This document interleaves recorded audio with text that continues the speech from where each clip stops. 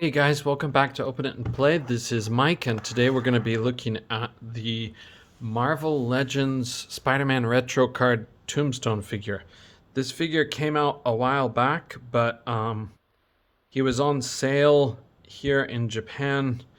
Again, another character that I don't think is going to be famous in Japan, but he went for a cheaper price, and so I picked up one extra for kind of my Mafia army. Um, if you pop off the head from this guy, you can actually put on one of the Hasbro G.I. Joe Classified Series police necks and head. It fits in there very loosely, and it doesn't actually connect because it's missing this big ball part.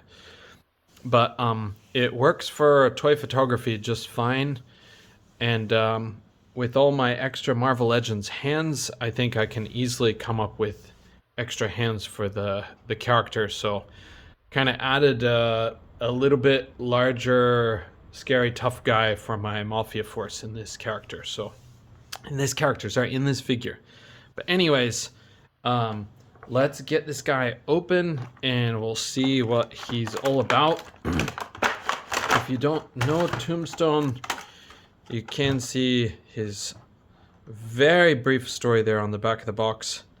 The dangerous and high-powered hitman known as Tombstone faces off against Spider-Man and other heroes of New York. So my introduction to the character was through this 90s cartoon, Spider-Man 90s cartoon.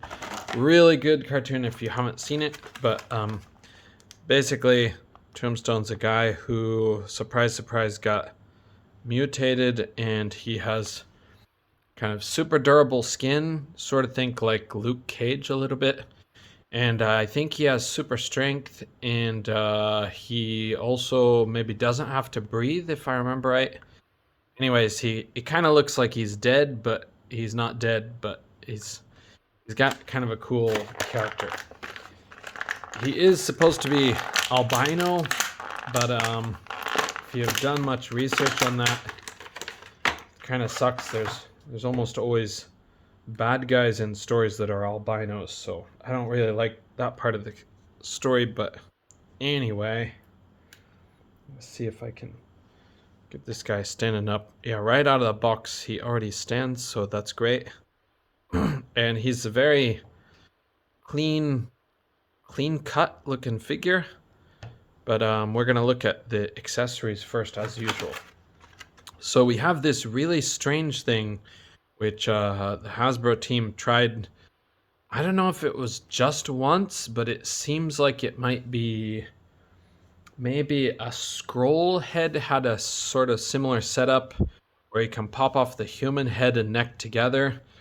But I think it's going to mess with his articulation a lot, but we'll see how it goes once we start getting this guy like to the articulation phase of the review. But this alternate head looks like this, and as you can see, got this really nice grimace. Let's contrast that real quick with his head straight out of the box. So I think both of them are really good head sculpts, and I also like how the hair came out. There is no wash in the hair, but the natural shadows look good for this light gray. So I may feel a little bit different if I saw it up close in bright sunlight. But yeah, so he's got that nice menacing thing. And then we have these extra hands, which are a couple of fists. These are going to be pretty basic, but they do have that kind of grayish skin tone. It's basically white, but and then he also does come with this little crowbar. You may have a crowbar from another figure. I think we've seen this before, or I'm mixing it up with some of my other figures. I know I have an accessory crowbar that's a really small red one, and maybe a giant red one that was from some kind of accessory pack. But yeah, maybe it's the first time in Marvel Legends. I can't remember. You guys will probably know better than me. And then onto the figure of Tombstone. So you can see the paint applications are done well. There is very little paint, so that's not saying a whole lot. But I do like the way this guy came out looking. He does have the kind of shinier legs, which is sort of a drawback. I might try to hit that with the matte finish spray just because it might improve the look of the figure. But I really like this guy. His shoulders are nice. They don't look kind of droopy or low like some Marvel Legends figures do. And I think he's the right height. We're going to check his height real quick. Let's get this thing situated.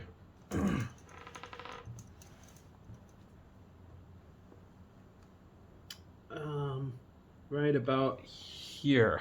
If we can get this to focus. So he's getting close to 7 inches tall, about 6 3/4, or about 17 centimeters even by my measurement. I'm sorry, my measuring thing is not perfect. I'll try to do it the uniform way this year, but I do often forget about it. So let's check out his articulation next. And for that head, let's see. Looking up is nothing. Looking down, sorry, it's out of focus again. Looking down is nothing. So he can go around. He can't really tilt. So yeah, you're gonna have to put up with this really bad neck articulation. I think I saw one person modify this joint so they could make, it's been a long time ago, but somebody modified it so they could have his head like on a I guess it was a double ball peg because they replaced part of the neck, but you can see down in there it's a little bit deep. So yeah, anyways, it's a strange thing about this figure. It's not something that we typically see, but it's not the worst thing in the world for a guy like Tombstone. He's not going to be like swinging in super dynamic poses. He's going to be a little more stationary, like kind of a moving wall type character. So we'll check the rest of his articulation. Inside here, it seems like inside here he's got nothing. I don't feel anything moving in there.